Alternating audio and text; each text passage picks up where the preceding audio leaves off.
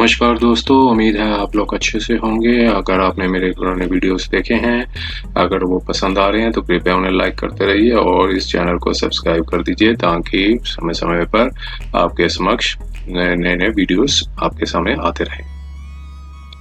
दोस्तों, आज मैं एक और वीडियो लेकर आया हूँ। इसमें ये एक झारखंड हाई कोर्ट का एक जजमेंट आई थी। ये भी माननीय सुप्रीम कोर्ट की जो जजमेंट जो मैंने एक वीडियो बनाया है 376 के ऊपर, उसके ऊपर ही इन्होंने इस जजमेंट ने रिलाई किया था।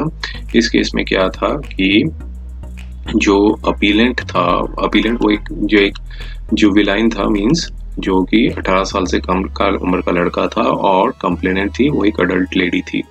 और कंप्लेनेंट ने एक एलिगेशंस लगाई थी कि जो अपीलेंट है वो जो कि जुवेनाइल है, उन्होंने फॉल्स प्रॉमिस ऑफ मैरिज का वो जो फॉल्स प्रॉमिस किया और मैरिज के लिए रिलेशंस बनाए और बाद में शादी करने से मना कर दिया, और जिसकी वजह से फिर उनकी प्रेगनेंसी हो गई। और साथ में मतलब प्रेग्नेंट होने के बाद उन्होंने एक FIR जो है लॉन्च की अगेंस्ट दी बॉय। तो उसके बाद फिर क्या हुआ कि जुवेनाइल जो जस्टिस कोर्ट थी, जुवेनाइल जस्टिस बोर्ड था, मजिस्ट्रेट की कोर्ट थी, उन्होंने इनको अपीलेंट को सजा सुना दी। तो देखिए ये, और फिर अपीलेंट के बाद मतलब सजा सुनाने के बाद सेशन कोर्ट में केस किया। सेशन कोर्ट में ने भी जो मजिस्ट्रेट की जो जुवेनाइल जस्टिस बोर्ड के जो मजिस्ट्रेट थे उनकी सजा को बरकरार रखा। 2.5 साल की जो सजा थी, उन्होंने यही कहा था कि जो सेक्शन 376 का जो ऑफेंस किया गया है, जो पिटिशनर ने गिल्टी पाए गए हैं 376 के ऑफेंस पे, और उनको सजा जो है 2.5 साल की जुवेनाइल जस्टिस बोर्ड धानबाद में दी जाए। फिर प्रोसिक्यूशन ने फिर आगे बताया कि मतलब फिर आगे सेशन कोर्ट ने भी उस सजा को बरकरार रखा। फिर माननीय झारखंड हाई कोर्ट में गए। अब प्रोसिक्यूशन की क्या स्टोरी थी, नाम देखिए, कम जो अपीलेंट का भी जो कि जुवेनाइल है इसलिए उसको हाइड अप कर दिया है, और इन्फॉर्मेंट का भी नाम हाइड कर लिए, सिर्फ ताकि क्वेश्चन ऑफ लॉ जो भी लीगल इश्यूज डिस्कस किए हैं जजमेंट में वो सामने आ सके। तो देखिए इसमें क्या था कि जो प्रोसिक्यूशन का जो केस था उसमें बताया गया कि पिटिशनर थे, उन्होंने प्रपोज किया कि वो मैरिज करेंगे, और फिर कई बार उन्होंने रिलेशंस बनाए, और जो कि फॉल्स एश्योरेंस ऑफ मैरिज के ऊपर थे।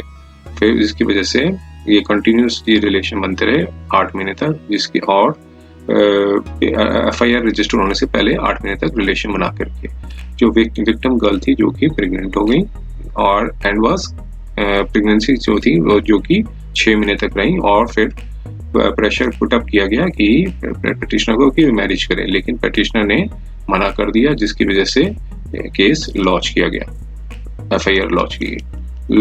FIR लॉन्च होने के बाद इन्वेस्टिगेशन हुई, चार्जशीट 376 की फाइल की गई, कॉज लिया गया। पिटिशनर ने कहा कि मैं गिल्टी नहीं हूँ और ट्रायल फेस करूंगा, और फिर इसके बाद जो प्रोसिक्यूशन ने अपने 4 विटनेसेस रखे, सर्टेन डॉक्यूमेंट्स दिखाए गए, ऑरल और डॉक्यूमेंट्री। उसके बाद बेसिस पे ट्रायल कोर्ट ने गिल्टी पाया और 376 की अंदर कन्विक्ट करते हुए 2.5 साल की सजा सुना दी, और कहा कि जो बाल सुधार केंद्र है धानबाद का, वहां पे पिटिशनर को रखा जाए।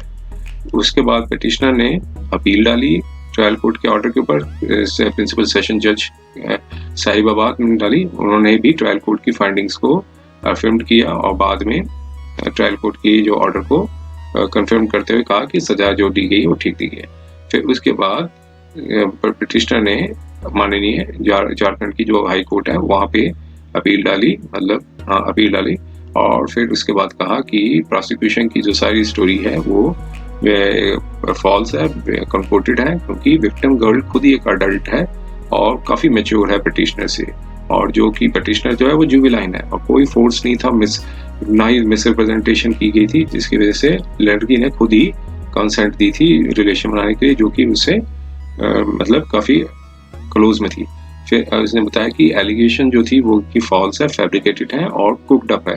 तो चूंकि पिटिशनर जुवेनाइल है और ये इनोसेंट है और उसने कोई ऑफेंस नहीं किया है, और फिर कहा कि इस नीचे की जो कोर्ट्स हैं उसके ऑर्डर्स को सेटिस्फाइड कर दिया जाए। और जिसके बाद असिस्टेंट पब्लिक प्रोसिक्यूटर ने ये कहा कि जो नीचे की जो कोर्ट्स में कोई एरर नहीं की गई है, क्योंकि जो प्रोसिक्यूशन जो विटनेस है वो खुद ही एक विक्टिम गर्ल थी और उसने सारी स्टोरी कही कि फॉल्स प्रॉमिस हुआ, अश्योरेंस दी गई कि जिससे ताकि वो मैरिज करेंगे, और लेकिन उसके बेसिस पे जो रिलेशन बनाया कि जिससे प्रेगनेंसी हो गई, लेकिन बाद में पिटिशनर ने मना कर दिया।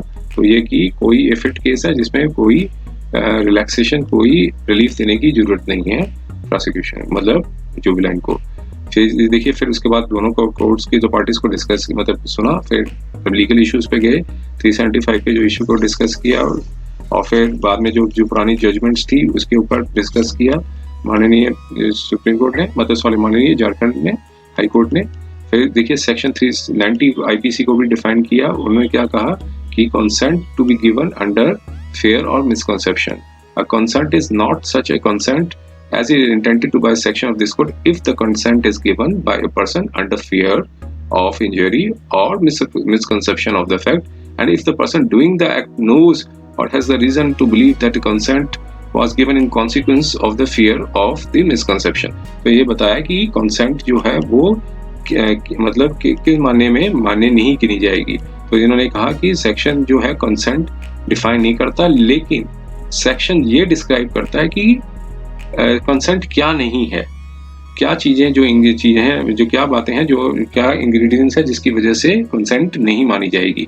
तो उसने कहा कि कंसेंट एक्सप्रेस भी की जा सकती है और इम्प्लाइड भी की जा सकती है, और कोर्स जबरदस्ती ली भी जा सकती है, और जब मिसगाइडेड करके भी ली जा सकती है, और धोखे से भी ली जा सकती है, और जो मिसगाइड करके अनविलिंगली विलिंगली करके भी ली जा सकती है। तो कहा कि कंसेंट जो कंप्लेनेंट ने दी थी, इफ अगर कंप्लेनेंट ने कंसेंट जो दी थी मिसकंसेप्शन ऑफ द फैक्ट है, तो फिर वो कंसेंट जो है वो विटिएटेड होगी, वो मानी नहीं जाएगी।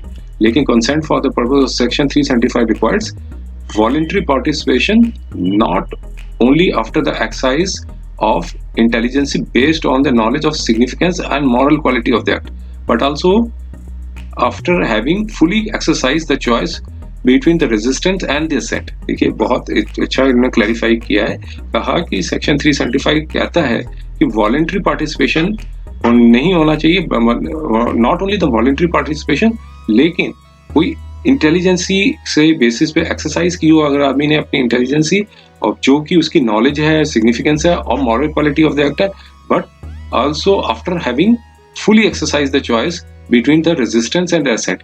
जो भी अपनी एक्सरसाइज करेगा चॉइस को, रेजिस्टेंस और एक असेंट दोनों के बीच में जो अपनी एक्सरसाइज करेगा अपनी चॉइस को, एक तो होती है जब बलपूर्वक और एक होता है हामी देना, कंसेंट देना। जो भी उसने अपना एक्सरसाइज करेगा चॉइस, जो भी रेजिस्टेंस और असेंट के बीच में आएगी वो कंसेंट की परिभाषा में गिनी जाएगी। तो देखिए अब फिर आगे बताया कि whether there was any consent or not is to be certain only after carefully study of all the relevant circumstances. सारे सर्कमस्टांसेस को देख के ही सारी वो जो कंसेंट दी गई है कि नहीं दी गई है इसके बेसिस पे कोई कहा जा सकेगा। तो सारी जजमेंट्स को डिस्कस किया उन्होंने। अब देखिए फिर आगे जो फाइनल कंक्लूजन पे क्या है, फाइनल कंक्लूजन पे आए कि कोर्ट ने कहा कि हमें कोई हेजिटेशन नहीं है कि लर्नड कोर्ट ने जो कंसिडरेशन जो दी थी, जो एविडेंसेस जो दिए थे वो राइट पर्सपेक्टिव में नहीं दिए थे। तो लर्नड कोर्ट ने जो नीचे की जो कोर्टों ने राइट पर्सपेक्टिव पे एविडेंसेस को मतलब जो है कंसिडर नहीं किया था और मिसडायरेक्टेड हो गए सेंटिमेंट्स में आके, मींस भावुक हो गए सेंटिमेंट्स में आके।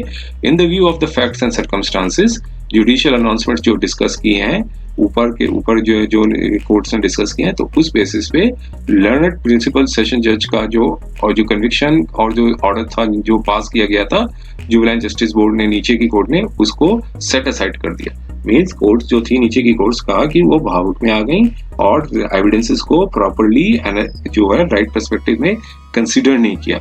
इसके बेसिस पे, क्योंकि एविडेंसेस को राइट पर्सपेक्टिव पे एविडेंस को कंसिडर नहीं किया, इस बेसिस पे नीचे की जो कोर्ट्स के जो ऑर्डर्स थे उसको सेट असाइड कर दिया और पिटिशनर को डिस्चार्ज कर दिया और इसके जो बेल बॉन्ड्स भी थे उसकी भी लायबिलिटी को भी डिस्चार्ज कर दिया। तो कोर्ट को रिकॉर्ड्स को वापस भेज दिया नीचे की कोर्ट्स में।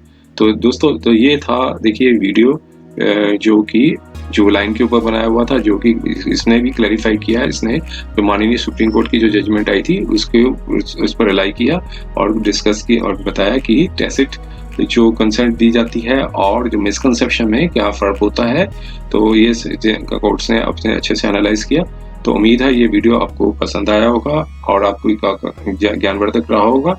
अगर पसंद आया है और ज्ञानवर्धक रहा है तो कृपया इसे लाइक कर दीजिए, चैनल को सब्सक्राइब जरूर कर दीजिए, ताकि भविष्य में और भी इस प्रकार के समय-समय पर वीडियोस आपके समक्ष आते रहें।